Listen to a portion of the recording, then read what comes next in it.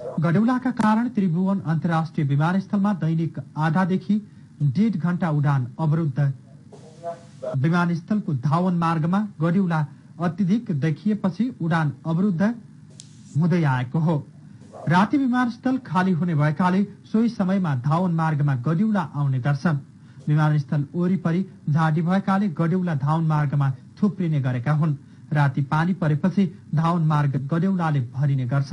विमानस्थल कार्यालयले कर्मचारी खटाएरै गडेउला फाल्ने, त्यसो नगरे गडेउला शिकारका लागि आएका पन्छीले दुर्घटना निम्ति आउँछ। धावन मार्ग वरिपरिको घाँस दैनिक जसो काटे पनि गडेउलाले दुःख दिइरहेको विमानस्थल कार्यालयले जनाएको छ। गत मंगलबार र बुधबार गडेउलाले धावन मार्ग पुरै ढाकेपछि 1 घण्टासम्म आन्तरिक तथा बाह्य उडान अवरुद्ध भएको थियो।